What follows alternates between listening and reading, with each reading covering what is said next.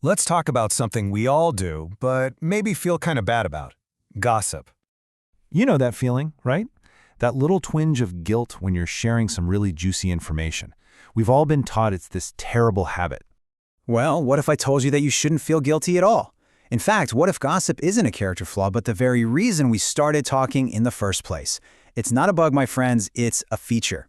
To really get this, we've got to rewind the clock, way back to our primate ancestors. Turns out they had a major social problem on their hands, one that had everything to do with staying connected. See, for primates, grooming, picking bugs and dirt out of each other's fur, it's not really about being clean. It's their social glue. It's how they build trust, figure out who their friends are, and basically hold their entire society together. But here's the catch. Physical grooming is amazing for building a super strong one-on-one bond, but it's also incredibly time-intensive. And that works fine in a small group. But what happens when your community starts to grow? Suddenly, you have tons of relationships you need to maintain. Grooming just doesn't scale. And that was the massive wall our ancestors ran into. As their groups got bigger and bigger, they hit a hard limit. I mean, think about it. There literally aren't enough hours in the day to physically groom every single person you need to trust. Just how bad was it? Well, according to evolutionary psychologist Robin Dunbar, if we tried to maintain our social circles with just grooming, we'd have to spend a whopping 40% of our day doing it. We'd never get anything else done. We would have starved. Our ancestors needed an upgrade, a social cheat code.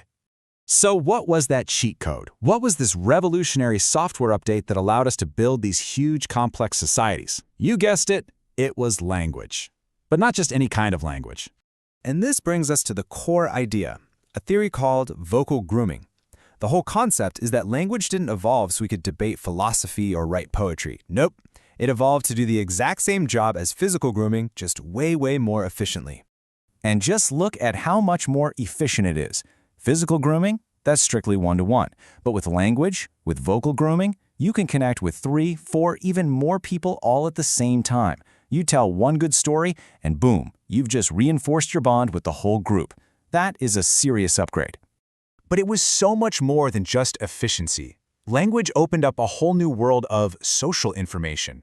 Suddenly, we could talk about who's trustworthy, who might be a freeloader, who's a good person to have on your side. You could learn about someone's character without ever having to meet them. That was an absolute game changer for navigating an increasingly complex social world. Okay, so it's a great story, right? A cool theory. But is there any actual evidence? You bet. And the proof is sitting right inside your skull. Let's start with our brains. They are absolute biological marvels, but they are also incredibly expensive to run. I mean, they're total energy hogs. Okay, get this. Your brain only makes up about 2% of your total body weight. Seems pretty small, right? Well, that tiny 2% organ burns through 20% of all the calories you consume in a day. That is just insane.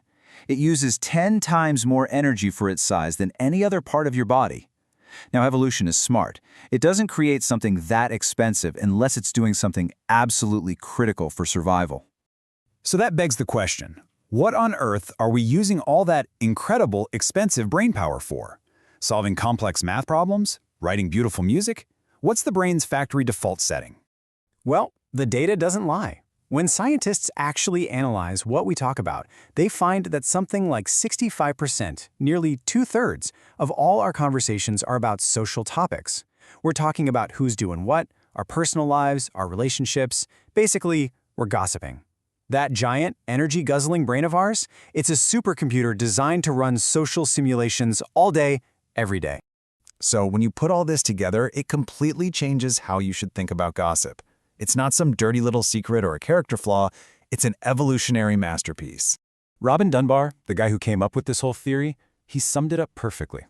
He said, "Language evolved among humans to replace social grooming because the grooming time required by our large groups made impossible demands on our time.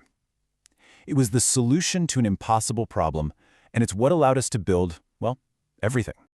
So the big takeaway here is that sharing that social information, spilling the tea, if you will, isn't toxic. It's tactical. It's a finely honed survival mechanism that we evolved to navigate our social world. Think about it. Every time you're catching up with a friend about their life or sharing a story about what happened at work, you're not just chatting. You are actively mapping your social network. You're building alliances, creating community. You are doing the one thing that truly made us human. So next time you're about to share a little bit of gossip, don't feel guilty. Remember, you're not just talking. You're engaging in a deeply human, ancient, and absolutely essential act of vocal grooming. So it really makes you think, who are you vocally grooming today?